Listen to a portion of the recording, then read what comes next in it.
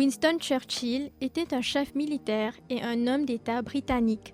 Nommé 2 fois Premier ministre de Grande-Bretagne, il a contribué à la défaite de l'Allemagne nazie pendant la Seconde Guerre mondiale.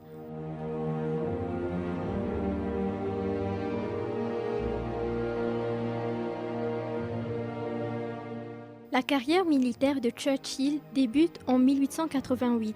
Pendant qu'il est dans l'armée, il écrit des rapports militaires pour le Pioneer Mail et le Daily Telegraph, et 2 livres sur ses expériences, The Story of Malacan Field Force et The River War. En 1899, Churchill quitte l'armée et travaille comme correspondant de guerre pour le Morning Post, un quotidien conservateur. Nommé Premier Lord de l'Amirauté en 1911, Churchill a contribué à la modernisation de la marine britannique en ordonnant que les nouveaux navires de guerre soient construits avec des moteurs fonctionnant au pétrole plutôt qu'au charbon. Il fut l'un des premiers à promouvoir les avions militaires et à mettre en place le Royal Navy Air Service. Churchill reste à son poste de Premier Lord de l'Amirauté jusqu'au début de la Première Guerre mondiale et il en est chassé pour son rôle dans la désastreuse bataille de Gallipoli.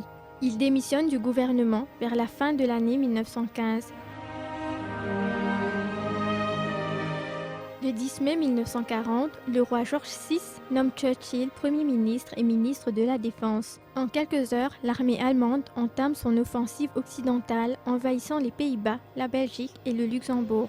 2 jours plus tard, les forces allemandes entrent en France. Alors que les nuages de la guerre s'assombrissent sur l'Europe, la Grande-Bretagne est seule face à l'assaut.